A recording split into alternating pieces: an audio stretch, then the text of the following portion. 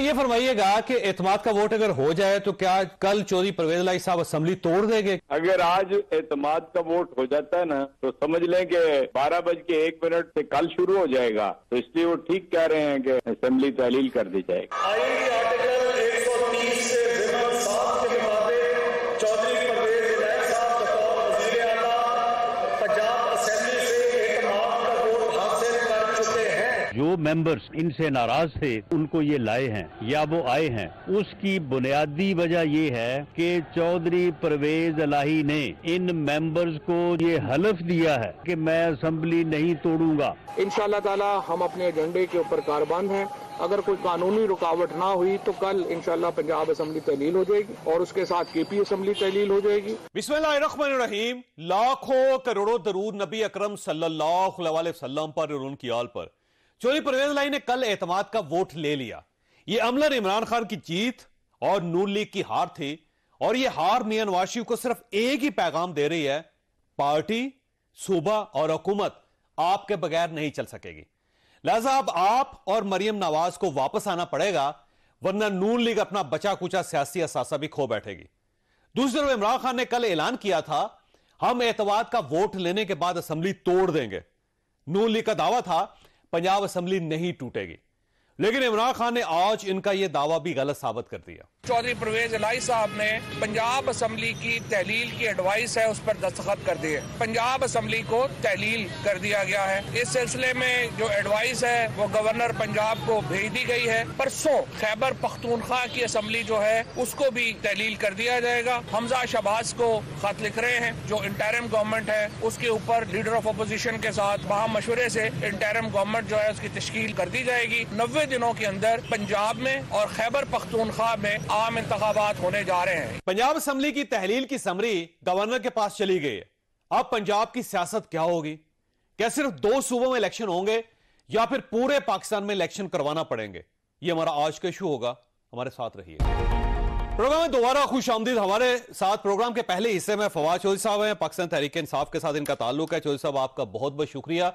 मैं show start करने से पहले एक चीज का एतराफ करता हूं कि आज का दिन वाकई ही अनएक्सपेक्टेड था। कल रात जो कुछ हुआ वो एक्सपेक्टेड नहीं था। जो आज समरी जिस तरह आपने साइन करवा के भिजवाई ये भी एक्सपेक्टेड नहीं था। किसी बंदे के तजिए में ये चीज शामिल नहीं थी, लिहाजा सरप्राइज का एलिमेंट आपको इसका क्रेडिट जाता है। अब ये फरमाइएगा कि वाकई असेंबली टूट जाएगी या नहीं टूटेगी?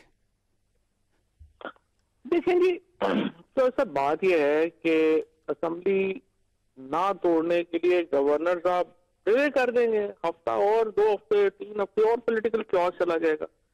सवाल यह है कि हमने इस मुल्क में कोई इस्तेहकाम लाना है या नहीं लाना। इस वक्त जो मौजूदा हुकूमत का जो तमाम तर इस वक्त जो प्रॉब्लम है या जो मौजूदा हुकूमत का जो तमाम तर फोकस है वो या तो बैरूनी दौरों के ऊपर है और या अपने मुकदमों पे है। तीसरी तो हमें कोई चीज नजर ही नहीं आती, जिसकी वजह से पाकिस्तान पिछले तकरीबन 9 महीनों से एक मुसलसल टमल्चुअस स्टेट में है। इसमें हमें झटके लग रहे हैं। किसी को समझ नहीं आ रही कि ये मुल्क आगे कैसे जाना है। सियासी जो मईशत का हाल आपके सामने है, गवर्नेंस का हाल आपके सामने है, तो हमने इसको किसी तरफ भी लगाना है या नहीं लगाना। हमारी ख्वाहिश तो यह है कि फेडरल गवर्नमेंट हमारे साथ बैठे और हम एक इलेक्शन का फ्रेमवर्क तय करें। लेकिन अगर वो नहीं तैयार तो देखिए ये 60% पाकिस्तान में नशिस्तें हैं, पंजाब की और खैबर पख्तूनख्वा की, उनमें इलेक्शन होना है, 90 दिनों के अंदर होना है और फिर हम अपने सूबों में हुकूमतें बनाएंगे दोबारा इंशाल्लाह और वो 5 साल के लिए होंगे। अच्छा ये फरमाइए, क्या आपको ये इतला है कि गवर्नर साहब डिले कर सकते हैं असेंबली की तहलील में और वो कोई नया कानूनी रास्ता निकालने की कोशिश कर रहा है? आपके पास खबर है? ये इससे बहुत केस लॉ डेवलप हो चुका है। गवर्नर साहब जो है वो ज्यादा से ज्यादा 48 घंटे इसको डिले कर सकते हैं। लेकिन देखिए चौधरी साहब, मैंने दोबारा जिस किया, मसला ये नहीं है कि गवर्नर साहब कर सकते हैं, वो कर दे, इधर कर देंगे, कहेंगे जी सिग्नेचर वेरीफाई कर दें, डेट कर देंगे, बला बला, ऐसी जैसे हम खाना बातें हो सकती हैं। पर मसला ये है कि उससे पॉलिटिकल क्राइसिस बढ़ेगा या कम होगा। इस वक्त पाकिस्तान के अंदर पॉलिटिकल क्राइसिस हर आए दिन बढ़ रहा है और ये वो बात है जिससे फिक्र होनी चाहिए हमारी मुख्तदर कुव्वतों को, हमारे जो इदारे हैं उनको और हमारे सियासतदानों को। अगर हुकूमत इस पे इतनी इंडिफरेंट है और इस तरह की मुशगाफियों में बढ़ेगी जिसकी तरफ आप इशारा कर रहे हैं, तो वो किसी की खिदमत नहीं कर रही होगी, वो तो पाकिस्तान के खिलाफ काम कर रही होगी। और केपी के गवर्नमेंट जो है कब कब टूट रही है? ये असेंबली आप हफ्ते को तोड़ रहे हैं या एतवार को? केपी की जो कैबिनेट है और चीफ मिनिस्टर और कैबिनेट को कल जो है वो मुलाकात के लिए यहाँ बुला लिया खान साहब ने, और परसों इंशाल्लाह उनकी जो तहलील की समरी है वो भी गवर्नर खैबर पख्तूनख्वा को भेज दी जाएगी। अच्छा, अब एक सवाल यह है कि अगर वफाकी हुकूमत आपके साथ बैठ जाती है और उनकी शर्त यह होती है कि आप ये समरीज वापस ले लें और असेंबली अभी बरकरार रखें, हम आपके साथ बैठ के नया लाहे अमल तैयार करने के लिए रजामंद हैं, तो फिर आपका क्या रद्द अमल होगा? अब मुझे पता नहीं है कि सीएम समरी दे के वापस ले सकता है या नहीं ले सकता। मेरा नहीं ख्याल वो वापस लेने का उनके पास है नहीं, लेकिन बार ये तो टेक्निकल चीजें हैं। अगर वफाकी हुकूमत बैठे और सिंसियरली उसकी जान कोई बढ़ने की बात करे तो फिर कई रास्ते निकल सकते हैं, और कोई शुबा नहीं है कि इसमें फिर चीजें जो है वो बेहतरी की तरफ जा सकती हैं, क्योंकि हम तो मुल्क में नेशनल इलेक्शन चाहते हैं। सूबों के इलेक्शन जो है वो तो नेशनल इलेक्शन की तरफ जाने का एक सीढ़ी है, अदरवाइज हम तो नेशनल इलेक्शन चाहते हैं। और ये आपको बिठाए कौन? यानी ऐवान सदर में बैठने के लिए तैयार हैं या आप चाहेंगे कि आर्मी चीफ आप वो गारंटी करें इसको? देखिए, ऐवान सदर को तो जाहिर है हमने पहले ही प्रेसिडेंट साहब के पास है, प्रेसिडेंट साहब की अथॉरिटी है, इदारे भी उनसे बात कर सकते हैं और हुकूमत भी उनसे बात कर सकती है। आरफ अलवी साहब का रोल बड़ा क्रिटिकल है, बड़ा अहम रोल है, और उन्होंने अब तक बड़े ही मुस्तहसन तरीके से उस किरदार को इंजाम भी दिया है। तो मैं समझता हूँ कि अगर वो प्रेसिडेंट का ऑफिस जो है वो बेस्ट सुटेड है इस किस्म की किसी भी एफर्ट के लिए, और वो खुद भी बहुत ज्यादा इस पे कीन है कि कोई सेटलमेंट पाकिस्तान में होनी चाहिए और हम बैठ के पाकिस्तान के मसाइल को कोई एक रूल ऑफ द गेम हम बना सकें और उसके मुताबिक आगे करें। ठीक, इसका मतलब ये हुआ कि अगर डायलॉग शुरू हो जाता है गवर्नमेंट का और आपका, तो फिर ये समरीज वापस हो सकती हैं, फिर ये समरीज बचाई जा सकती हैं। मेरा ख्याल है कि अगर हुकूमत सीरियस हो तो कई रास्ते तो निकल सकते हैं इसमें, लेकिन कानूनी तौर पे ऊपर मुझे देखना पड़ेगा कि हम समरी वापस ले सकते हैं। मेरा नहीं ख्याल समरी एक दफा भेज के वापस दी जा सकती है, लेकिन बार ये तो एक बैठेंगे हुकूमत, फेडरल गवर्नमेंट इसके आगे बढ़ेगी, फिर देखेंगे। अच्छा, ये फरमाइए, चौधरी परवेज इलाही साहब ने आसानी के साथ तैयार हो गए थे या नहीं? क्योंकि एक खबर यह भी थी कि उन्होंने पाकिस्तान मुस्लिम लीग काफ के अरकान को हल्फ दिया था कि असेंबली नहीं टूटेगी, आप वोट दे दें। नहीं, कोई ऐसी बात नहीं होती, ना ही जो है वो उन्होंने कोई बात इस तरह की, ये तो पहले से ही तय था। और 26 तारीख से आपको याद होगा जब इमरान खान ने ये फैसला सुनाया था, तो उसके बाद से परवेज इलाही साहब क्लियर थे, कोई ऐसी बात नहीं है। तो ऐसे ही ये नून लीग के जो हामी साफी वगैरह हैं वो लगे रहते हैं बेचारे, उन्होंने भी तो अपनी दुकान चलाई। और ये फरमाइए, ये जो आपका ख्याल था कि कोई फोन आ रहे हैं मुख्तलिफ MPs को, लेकिन कल जब आपके 186 लोग पूरे हो गए तो फिर तो ये पता चला कि फोन यहाँ तो आ नहीं रहे थे, या फिर उनका असर कोई नहीं हुआ? असर नहीं हुआ। और उसमें देखिए ना, मसला ये हो रहा है कि ये जो वोट ऑफ कॉन्फिडेंस है ना, आसान नहीं होता। इसमें जिस तरह के पैसे ऑफर किए जा रहे हैं, जिस तरह के लोगों को हुए, ये फिर बेर करना बड़ा मुश्किल है। लेकिन असल में ग्राउंड सिचुएशन जो है, अवाम की जो ताकत है ना, असल ताकत वो है। और वो लोग जो अपने गली मोहल्ले में, कॉन्स्टिट्यूएंसी में, शहरों में जाते हैं, and they can feel the people. ये सारे लोग जो इलेक्ट होके आते हैं तो पीपल पल्स के ऊपर उनकी एक कह लेना होता है, उनकी हाथ होता है, वो बहुत पीपल पल्स के खिलाफ ही जाते हैं। और जो गए हैं, आप देख लें, 20 पंजाब में गए, 20 ऊपर गए, उनकी सियासत खत्म हो गई है। वो अपने मुंह दिखाने के काबिल नहीं रह गए अपने इलाकों में, अपने जगहों के ऊपर। आप मीडिया में उनको बुलाते हैं, वो कभी मीडिया पे नहीं आते, तो वो शक्लें दिखाने के काबिल नहीं रह गए लोगों को। अच्छा, ये फरमाइए, जो 5 लोग गए हैं जो नहीं आए वोट देने के लिए, आपका ख्याल ये कि इनको खरीद लिया गया था या इनको दबा लिया गया था? ये जो तमाम रिपोर्ट्स हैं, वो जो खातून गई है उसके बारे में तो कंफर्म है, बाकी जो हैं उनके बारे में भी मुख्तलिफ क्या सराइयां हैं और यही बातें ज्यादा करते। देखिए ना, जाहिर है, और क्यों कोई जाएगा इस वक्त छोड़ के पार्टी को, जब पार्टी का सब सियासत जो है वो है ही PTI के साथ, उसके अलावा कोई है ही नहीं। तो ये लोग जो छोड़ के गए हैं 2-3, ये इनका वो जो अपना है वो एक, बाकी जो 2-4 लोग हैं उनकी भी ऐसी रेपुटेशन उनकी भी खराब है, बड़ी ऐसी है उनकी रेपुटेशन। तो इनको वैसे पैसे किसने दिए? मतलब मोमना के बारे में आपका ख्याल है, मोमना वहीद साहिबा कि उन्होंने 5 करोड़ रुपए लिए, तो ये दिए किसने थे? नहीं, ये तो एक राष्ट्र जो हमारी एमपी हैं उन्होंने एफआईआर करा दी है, और उन्होंने पहले आके ये जब शकील और ये नासिर शाह वगैरह बैठे थे तो ये काम पीपल्स पार्टी करती है। फ्रेंकली नून लीग वाले तो किसी दूसरे के पैसे लगवा लें, अपने वो भी नहीं देते। ये जरदारी साहब भी सिंध का पैसा उठा के पंजाब ले आते हैं, वो बांटना शुरू करते हैं। हॉर्स ट्रेडिंग में अभी आप देखें ना, 20 लोग ऊपर जो गए थे वो भी जरदारी ने मैनेज किए थे, सिंध हाउस में गए थे। ये काम जो है वो मेनली जरदारी साहब करते हैं और पीपल्स पार्टी के लोग करते हैं, जिसकी वजह से ये, और अनफॉर्चुनेटली वो अनचेक जा रहा है। चाहे सेनेट का इलेक्शन हो, चाहे अदम एतमाद के मामला हो, चाहे ये हो, आपको हर जगह पीछे पीपल्स पार्टी के फेसेस नजर आए। तो आपका ख्याल ये है कि ये मोमना वहीद साहिबा को जरदारी साहब ने पैसे दिए? ख्याल जो बताया जाता है वो यही है, और खुद डायरेक्ट दिए उन्होंने? अब मुझे क्या बताइए, तो आप उनसे तफ्तीश होगी, उन पर पर्चा होना चाहिए, इलेक्शन कमीशन इसको इन्वेस्टिगेट करे, फिर ही वो बताएंगे ना। ठीक, और आप इस पे रिपोर्ट करवाना चाहेंगे? आप चाहेंगे कि रिपोर्ट होनी चाहिए और उसके बाद फिर? हमने तो कर दी है ना, हमने तो रिपोर्ट कर दी है, और इस पे रेफरेंस जो है वो भी इलेक्शन कमीशन को भेजेगा। ठीक, और ये 5 लोग अब पार्टी से फारिग हैं, आपका ख्याल ये? जी जाहिर है, इनका बचाव डालना है, इनको तरक्की क्या करना। और आइंदा भी अगर इस किस्म की कोई गलती करेगा तो उसकी भी गुंजाइश नहीं होगी पार्टी में? ये गुंजाइश वैसे ही कम होती जा रही है। लोग जो है ना वो बड़े अवेयर है। 18 हमारे मुल्क में 66% 28 साल से कम की पॉपुलेशन है। वो लोग बड़े और तरह के लोग हैं, ये पिछले के लोग नहीं है।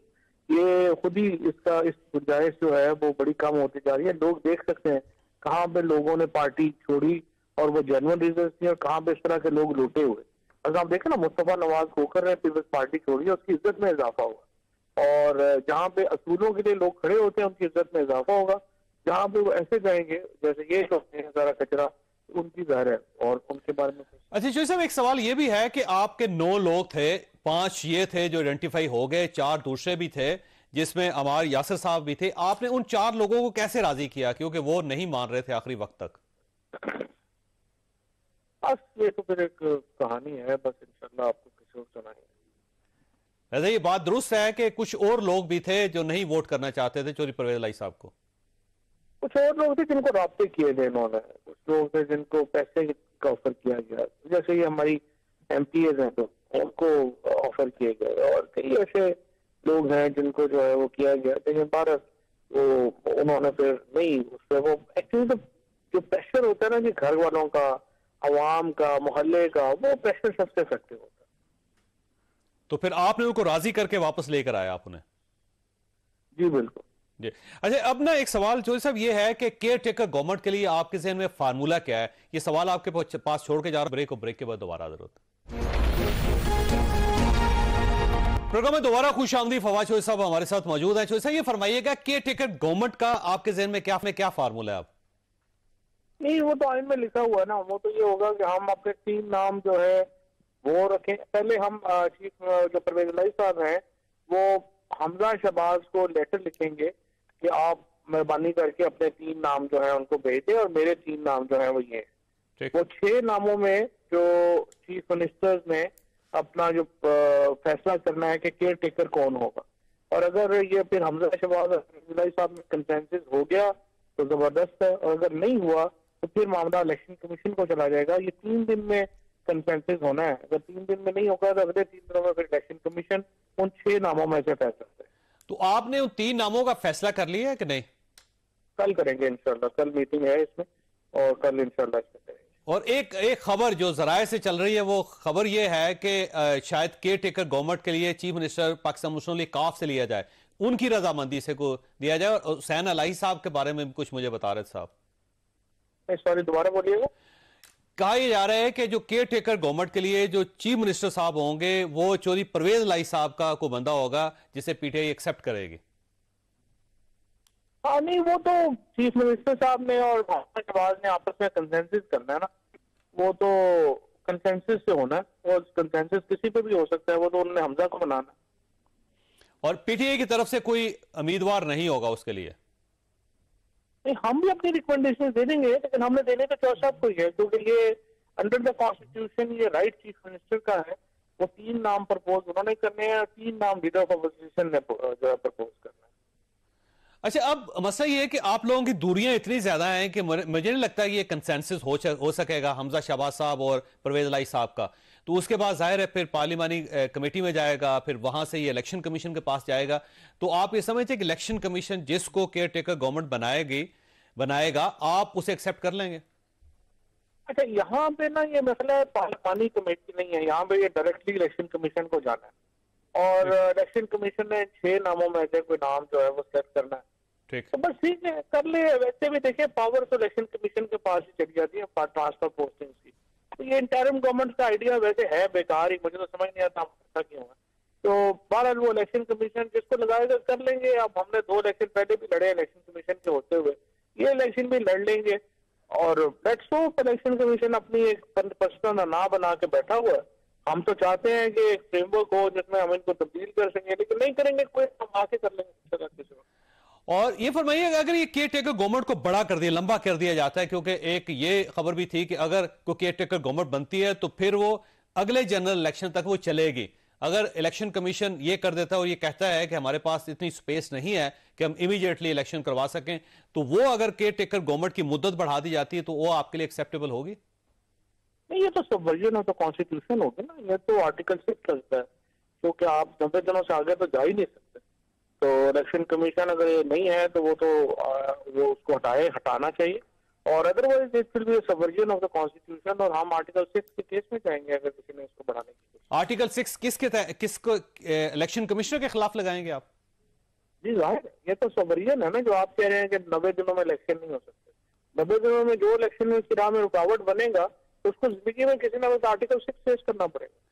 लेकिन उसके वो आर्टिकल 6 तो गवर्नमेंट लगा सकती है ना सर, कोई अपोजिशन तो नहीं लगा सकती। नहीं, कॉन्स्टिट्यूशन तो तोड़ा है ना, सेडिशन तो होगी ना, that will amount to subversion sedition. ठीक, तो आप फिर पिटीशन की तरफ जाएंगे, आप सुप्रीम कोर्ट ऑफ पाकिस्तान में पिटीशन करेंगे कि इलेक्शन कमीशन के खिलाफ आर्टिकल 6 की कार्रवाई की जाए? नहीं, वो तो खैर अभी आपने कोई आगे ज्यादा लेनी है चीजें, मुझे नहीं है। इलेक्शन कमीशन कह चुका है कि 90 दिनों में इलेक्शन होगा। ठीक हो। अच्छा, अब आपकी अपनी फीलिंग क्या है? क्या आप ये समझते हैं कि वाकई आपके असम्बलियां तोड़ने से जनरल इलेक्शन जल्दी हो जाएंगे, या आप समझते हैं कि वफाकी हुकूमत अपने मौके पर डटी रहेगी? मेरा ख्याल है कि वो इलेक्शन तो नहीं करवाएंगे। वो उनका प्रॉब्लम ये है कि वो तो इस्लामाबाद में लोकल गवर्नमेंट कराने को तैयार नहीं है। अलाइड पार्टीज जो MKM जैसी हैं वो आप देखें वो कराची में इलेक्शन करवाने को तैयार नहीं है। तो ये तो शिकस्त से इतने खौफजदा है कि ये तो भाग रहे हैं। तो मुझे नहीं लगता कि ये कुछ इलेक्शन या इसमें कुछ कर सकेंगे, ये तो मजबूरी में ही है। ये तो इदारों ने फैसला करना है, वैसे भी इन बेचारों के पास क्या है, तो इदारे देखते हैं कि वो उसको किस तरह से लेते हैं। इस हुकूमत से तो इन्होंने तो बचना है, इन्होंने तो कहना हमने नहीं करा। तो आपका ख्याल ये कि ये जो सूरत खराब हो रही है, अल्टीमेटली इस्टेब्लिशमेंट को सामने आना पड़ेगा और उसे रिजॉल्व करना पड़ेगा सारी सूरत को? बिल्कुल बिल्कुल, इसमें कोई शुबा ही नहीं है। एस्टेब्लिशमेंट ठीक हो, इसमें अपना रोल अदा करना पड़ेगा, अदरवाइज तो मुल्क का पहले ही इन्होंने ऑपरेशन रिजीम चेंज का जो किया उसके नतीजे में बहुत बड़ा फेलियर हुआ है और उसको रेक्टिफाई करना इम्पोर्टेंट है, और वो फिलहाल सिर्फ इलेक्शन से हो सकता है। लेकिन एस्टेब्लिशमेंट कैसे ठीक करेगी सारी चीजों को? एस्टेब्लिशमेंट के लिए कोई प्रॉब्लम नहीं है। ये बेचारे सारे जो पेट्रोल की कीमत बढ़ाने के लिए नेशनल सिक्योरिटी कमेटी की मीटिंग बुलाते हैं, आपका क्या ख्याल है कि वो कितने बड़े आजाद लोग? तो आपका ख्याल ये है कि एस्टेब्लिशमेंट सामने आके इनको फारिग कर देगी और फिर जनरल इलेक्शन का ऐलान कर देगी? नहीं, सामने भी ना हो, कुछ भी ना करे, जो मेरिट है उसके ऊपर जाने दें तो वैसे ही हट जाएंगे। इसमें क्या मतलब, इनका तो कोई ऐसा मामला ही नहीं है ना। इनके साथ आज एस्टेब्लिशमेंट ना हो तो अता मेंजर हट जाते हैं, DAP हट जाती है, MKM हट जाती है, सीधे सीधे वैसे इलेक्शन हो जाता है। तो अब अगर एक और सवाल यह भी है कि अगर इस सारी सूरत को सॉल्व करने के लिए मुल्क में इमरजेंसी लगाना पड़ जाती तो फिर आपके लिए एक्सेप्टेबल होगा वो? देखिए, पहली बात तो यह है कि आपका तस्वर सवालों का यह है कि मुल्क में आइन वगैरह कोई नहीं, और एक्चुअली जो है वो बादशाहत टाइप निजाम है और जो मर्जी करा ले। इमरजेंसी प्रोविजन आर्टिकल 232, 33, 34, 35 में दी गई। अब उसके अलावा हट के आप इमरजेंसी कैसे लगा सकते हैं? आपको कोई आईनी बेसिस चाहिए ना। पाकिस्तान में आईनी बेसिस ही नहीं है इमरजेंसी की, जो बेसिस है उसके मुताबिक चलना। अच्छा, आखिरी सवाल आपसे ये फरमाइए सर, एस्टैब्लिशमेंट के साथ कोई राब्ता है अब आपका या नहीं है? नहीं, एस्टेब्लिशमेंट के साथ राब्ता नहीं है, और बहरहाल हम चाहते हैं राब्ता हो, कोई शुबह ही नहीं है इसमें। हम चाहते हैं कि वर्किंग रिलेशनशिप हो, हम चाहते हैं चीजें आगे बढ़े, लेकिन कोई राब्ता नहीं है। और गवर्नमेंट के साथ आपका राब्ता है, वफाकी गवर्नमेंट के साथ? तो गवर्नमेंट के साथ भी नहीं है। प्रेसिडेंट साहब ही इस राब्तों के जो है वो मरकज हैं, और मेरी उनसे बात हुई थी, लेकिन वो कह रहे हैं कि कोई राब्ता जो है वो नहीं हुआ, और कह रहे फिर अगर वो राब्ता नहीं करें तो प्रेसिडेंट असल राब्ता करके क्या करें। ठीक जी सब, आपका बहुत बहुत शुक्रिया। खास यहाँ पे छोटी ब्रेक के बाद मलिक अहमद खान साहब हमारे साथ होंगे। प्रोग्राम में दोबारा खुश आमदीद। प्रोग्राम के इस हिस्से में हमारे साथ मलिक अहमद खान साहब है, पाकिस्तान मुस्लिम लीग नून के साथ इनका ताल्लुक है। मलिक साहब, आपका बहुत बहुत शुक्रिया।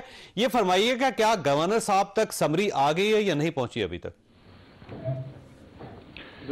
सर, मेरी इत्तला के मुताबिक तो आ गई है, अभी तक नहीं पहुंची थी लेकिन आ गई है। It is in the process, कहीं ना कहीं पहुंच गई होगी। ठीक, और अब आप उसको एक्सेप्ट कर रहे हैं या फिर आप समझते हैं कि नहीं अभी कोई कानूनी रास्ता है आपके पास?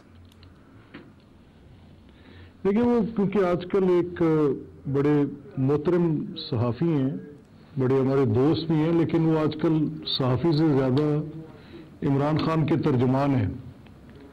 वो CPNE के प्रेसिडेंट भी हैं, मोहतरम काज़िम खान साहब। तो उन्होंने अपने ट्विटर से अभी वो जो रिसीविंग है उनको अपने ट्विटर पर उन्होंने डाला है। तो मैं उनके उस ट्वीट की बुनियाद पे, वो जो आजकल तर्जुमान के रोल में, उनके उस ट्वीट की बुनियाद पे मैं कह रहा हूँ कि वो समरी वसूल हो गई है। तो so that stands as for. नहीं, आप उसको एक्सेप्ट कर लेंगे अब असेंबली को तहलील शुदा समझा जाए, या आप समझते हैं कि आपके पास कोई कानूनी रास्ता है कि अभी आप उसको स्टे कर सकते हैं मजीद? नहीं, हम स्टे करना नहीं चाहते जी, हमारे किसी इंटरेस्ट में नहीं है उसको स्टे करना। अगर इंतखाब इनका शौक है तो हम पूरा करेंगे, कोई ऐसी बात। लेकिन सवाल इससे चौधरी साहब थोड़ा सा बियॉन्ड है। सवाल ये है कि आप इंतखाबात को, ऐसे इंतखाबात को जिनका उनके इनेकाद से कबल ही इतना तनाज़ा होगा, तो वो आप देखें वो इंतखाबात कैसे होंगे। और तहरीक इंसाफ अपनी शौरी कोशिश कर रही है कि इंतखाबात का इनेकाद किसी न किसी सूरत मुतनाज़ा बना रहे, चाहे वो EVMs के वक्त से बहस का आगाज है, चाहे वो ओवरसीज के वोटर्स के इंदराज की और उनके वोटिंग के तरीक़ाकार की बात है, चाहे वो इलेक्शन कमीशन के साथ किए गए इनके तनाज़ात की बात है, या फिर वो मुल्क के अंदर ऐसी सूरत में इंतखाब करवाना चाहते हैं कि जब 2 सूबे बैडली फ्लड इफेक्टेड हों और 2 सूबों के अंदर वो इंतखाब करते हों, जबकि वफाक के अंदर एक केयर टेकर हुकूमत ना हो। यानी इतना मुतनाज़ा कर दें इस इंतखाबी अमल को कि इस इंतखाब के ऊपर किसी का यकीन न रहे और मुल्क के अंदर मजीद अदम इस्तेहकाम है। ये तरीके इंसाफ की मुकम्मल सियासत है सर। अब अगला सवाल ये है सर कि अगर आप असेंबली को तहलील कर देते हैं, क्योंकि ज़ाहिर अब आपके पास ऑप्शन तो कोई और नहीं है, तो अब आप फौरी तौर पे इलेक्शन में जाएंगे 2 सूबों में, या फिर आप कोशिश करेंगे कि इस दौरानिए को इतना बढ़ा दिया जाए कि जनरल इलेक्शन के करीब हो जाइए? नहीं, देखिए ना, ये फैसला तो अब करना होगा ना कि क्या कौमी असेंबली का इलेक्शन इन 2 सूबों के साथ हो या इन 2 सूबों का इलेक्शन कौमी असेंबली के साथ हो। और मैंने आपसे ये कहा कि ये पहला सवाल ये है कि आप 2 सूबों में आइन के इस शिक पे कि इसमें इंतखाबात 90 दिन के अंदर ज़रूरी हैं, लेकिन जहां पर आइन की दूसरी शिक है कि केयर टेकर्स के ज़रिए इंतज़ाम हो और केयर टेकर वफाक में ना हो और सूबे में हो, तो ये कैसी मुमकिन बात है, कैसे हो सकता है? तो क्यों ना ज़्यादा मुनासिब समझा जाए कि मुल्क के अंदर जब इंतखाबात का वक्त है, तयशुदा वक्त है, और वो उसी के ऊपर इंतखाब हो और वफाकी हुकूमत जब केयर टेकर आ चुके हों तब उसके वक्त पूरे मुल्क के अंदर यकसा वक्त में इंतखाबात हों। तो ये बड़ी सिंपल प्रोपोजिशन है। ठीक, तो आप यही चाहते हैं कि जनरल इलेक्शन के साथ ही पंजाब और खैबर पख्तूनख्वा अगर असेंबली टूटती है तो उसके इलेक्शन हो, इनके पहले इलेक्शन ना करवाए जाएं? नहीं, देखिए, उसके पीछे एक मंतक है ना जी। हम ये समझते हैं कि जनरल इलेक्शंस एक स्कीम ऑफ थिंग्स के मुताबिक एक इलेक्टोरल अरेंजमेंट है। वो इलेक्टोरल अरेंजमेंट के लिए जरूरी है कि आपके पास वफाक और सूबे दोनों में केयर टेकर्स हों। अगर आज आप वफाक में केयर टेकर्स मुकर्रर करते हैं तो जरा तसव्वुर करें कि केयर टेकर्स के पास तो माली इख्तियारात नहीं होते, केयर टेकर्स के सूरत में IMF तो केयर टेकर से बातचीत करने की सूरत पहले इनकार कर चुकी है, जिसका मैं बिल्कुल ऐनी शाहिद हूं कि जब मिफ्ता इस्माइल वजीर खजाना थे और उस वक्त ये एक पोजीशन थी कि गवर्नमेंट समझती थी कि बातचीत की जाए और या फिर मुश्किल फैसले हैं तो वो केयर टेकर्स आकर करें, तो उस वक्त ये बात सामने आई कि केयर टेकर्स के साथ तो IMF कोई बातचीत नहीं करेगी और उनके साथ वो बात इसलिए नहीं कर सकते कि गवर्नमेंट जो है इलेक्टेड गवर्नमेंट होनी चाहिए जिसके साथ बातचीत होगी। तो इस सूरत में आप ये तसव्वुर करें कि ये इस मुश्किल हालात में जब एक फ्लड की बड़ी रिलीफ एक्टिविटी की कमिटमेंट्स आपके पास है, जब आपकी IMF के साथ वो ऑब्लिगेशंस जो कि तहरीक इंसाफ ने मिस उनको किया, अपनी कमिटमेंट्स को मिस कमिटमेंट्स किया, उनको अंडरटेकिंग्स जो दी थी उनको पूरा ना किया, जो फाइनेंशियल डिसिप्लिन इम्पोज करने की उनके साथ शराइत को तस्लीम करते हुए उनसे उस वक्त इन्होंने जो कर्जा जात लिए थे उनको पूरा ना किया, वो डिफिकल्ट डिसीजंस तो सारे मुस्लिम लीग की गवर्नमेंट ने किए, अब या PDM की गवर्नमेंट ने किए फॉर दैट मैटर। तो अब मैं ये कह रहा हूं कि इंतखाबात जो हैं वो मुतनाज़ा नहीं होने चाहिए, इंतखाबात एक अरेंजमेंट के साथ हो सकते हैं, इंतखाबात एक इत्तफाक राय के साथ हो सकते हैं और किसी की डिक्टेशन के ताबे नहीं हो सकते। अगर इमरान खुद चाहते हैं इन गवर्नमेंट से निकलना, KP गवर्नमेंट से निकलना, कोई तहरीक चलाना चाहते हैं, इंतखाबात के निकाद के लिए कोई तहरीक चलाना चाहते हैं तो शौक पूरा करें। अब सवाल यह है सर कि आइन ये कहता है कि अगर कोई असेंबली टूट जाए तो 90 दिनों के अंदर अंदर इलेक्शन कमीशन पाबंद है कि वो नए इलेक्शन करवाएगा। अब इस आइन के तहत तो आप पाबंद है कि 90 दिनों में इलेक्शन होने चाहिए। अब अगर आप इसको वायलेट करना चाहते हैं या इसको तब्दील करना चाहते हो तो फिर आपको सुप्रीम कोर्ट ऑफ पाकिस्तान जाना पड़ेगा या फिर आपको वफाकी असम्बली से नई कानून साजी करनी पड़ेगी, जो ज़ाहिर 2/3 मेजॉरिटी के बगैर मुमकिन नहीं और वहां पर 2/3 आपकी है नहीं। तो आप सुप्रीम कोर्ट ऑफ पाकिस्तान जाएंगे फिर इसके लिए? नहीं, जैसा वही आइन ये भी कहता है कि जब इंतखाबात हो रहे हों तो उसके लिए ज़रूरी है कि एक केयर टेकर का इंतज़ाम हो और केयर टेकर सिर्फ सूबे में नहीं हो सकता कि यानी फेडरल गवर्नमेंट, एक elected federal government with full financial powers and total responsibility towards 22 crore लोगों की तरफ अपनी पूरी जिम्मेदारी के साथ हो और 2 सूबों में उसकी वफाकी हुकूमत की अमलदारी खत्म कर दी जाए और उसको सिर्फ एक केयर टेकर के तौर पर। तो ये भी आइन कहता है, आइन ये तजवीज़ करता है कि जब इंतखाबात हो रहे होंगे तो मुल्क के अंदर उस वक्त एक केयर टेकर सेटअप होगा। तो अब आइन की 2 शिकें, एक शिक कहती है 90 दिन के अंदर इंतखाब करें, एक शिक कहती है कि आप उसके लिए एक केयर टेकर का बंदोबस्त करें। तो जब ये सूरत पैदा होगी तो इसकी तशरीह तो इलेक्शन कमीशन कर सकती है या इसकी तशरीह देखनी होगी कि केयर टेकर की जो अरेंजमेंट है, ये इंतखाबात जो हैं वो कितने दिन के अंदर जाकर आगे कराए जा सकते हैं, ये इंतखाबात जो मुल्क के अंदर यकसा तौर पर हों सारे सूबों में। तो क्योंकि कॉन्स्टिट्यूशन ने ये सिचुएशन फ्रेमर्स ने परसीव नहीं की होगी कि इस मुल्क में एक इमरान खान होंगे, उनकी सियासत की ये जहत होगी, वो इंतशार के सिवा कोई और बात नहीं करते होंगे और उनकी जात के गिर्द ही हर चीज घूमती होगी। तो ये शायद उस वक्त फ्रेमर्स ऑफ कॉन्स्टिट्यूशन परसीव नहीं कर सके। इस सूरत हाल को कैसे कॉम्बैट करना है देखते हैं सर। वैसे आप सुप्रीम कोर्ट ऑफ पाकिस्तान जाएंगे क्योंकि आपको एक लंबी केयर टेकर गवर्नमेंट बनानी पड़ेगी। अगर आप फौरी तौर पर इलेक्शन नहीं करवाते तो जाहिर है फिर जो केयर टेकर गवर्नमेंट होगी उसके पास तो मैंडेट 3 महीने का होता है, तो आपने उसको एक्सपेंड करके उसको 8 या 9 महीने तक खींचना है। तो उसके लिए या तो सुप्रीम कोर्ट जाना पड़ेगा या आपको आइन तब्दील करना पड़ेगा। तो कौन सा रास्ता इख्तियार करेंगे आप? नहीं, देखिए आइन की तब्दीली तो किसी तौर पे मतमे नजर नहीं है। सवाल ये है कि ये पेचीदा आइनी सवाल है कि जब वही आइन ये कह रहा है कि एक केयर टेकर अरेंजमेंट होगी, मैं बार बार आपके हर सवाल के जवाब में इस बात के ऊपर ज्यादा इंडोर्स कर रहा हूं अपने फैसला तो किसी ने करना है ना। नहीं, फैसला तो किसी ने करना है ना। फैसला या पार्लियामेंट कर सकती है या सुप्रीम कोर्ट कर सकती है। देखिए सर, जब कोई ऐसी सिचुएशन पैदा होती है तो जो भी अप्रोप्रिएट फोरम होगा वो इसका तयन करेगा कि सूरत हाल को किस तरह से सूरत हाल को नेविगेट करना है। तो ये तो अगर अप्रोप्रिएट फोरम सुप्रीम कोर्ट होगा तो मैं अभी इस सूरत में मैं ये कह नहीं सकता कि अभी इसके ऊपर अभी पॉलिटिकल पार्टीज की पोजीशन पहले आनी बड़ी इंपॉर्टेंट है, जिनमें से एक पॉलिटिकल पार्टी का मैं भी नुमाइंदा हूँ। बहसीयत वफाकी हुकूमत के एक पोजीशन से मैं आपसे ये कह रहा हूँ कि फेडरल गवर्नमेंट किसी सूरत भी हम ये नहीं कह रहे कि ये कहें कि जो अभी इस वक्त 2 सूबों के अंदर ये असेंबलीज रिजॉल्व कर रहे हैं, तो बाकी 2 सूबों को खींचकर भी और वफाक को भी खींचकर इनकी टाइमलाइंस के साथ प्रबंध कर दिया जाए, तो इनकी बात मानी जाए और इनकी बात ना मानी जाए। उनकी बात ना मानी जाए जिन्होंने मुल्क के लिए मुश्किल फैसले लिए, उनकी बात ना मानी जाए जिन्होंने मुल्क की सफारत, मुल्क की तजारत, मुल्क की मईशत सबको बचाने के लिए अपने पॉलिटिकल कैपिटल को भी दांव पर लगाया, और एक खलंडरे की बात मानी जाए जो चाहता है कि मेरी मर्जी के मुताबिक करे। बहरहाल it is a sigh of relief today कि आज पंजाब के अंदर से एक बहुत बड़ी बर्बादी जो हो रही थी उसका खात्मे का आज दिन है जी। आज ठीक है। अच्छा ये फरमाइए सर, फवाद चौधरी साहब अभी हमारे साथ थे, उन्होंने ये कहा है कि अगर ये वफाकी हुकूमत हमारे साथ बैठ जाती है तो अब भी वक्त है कि हम कोई नए इलेक्शन के लिए लाहे अमल तय कर लेते हैं, और फिर उन्होंने ये कहा कि असम्बलीज वापस भी हो सकती हैं, ये असम्बलीज बच भी सकती हैं, लेकिन उसके लिए वफाकी हुकूमत को हमारे साथ बैठना पड़ेगा। तो आप बैठ क्यों नहीं जाते इनके साथ?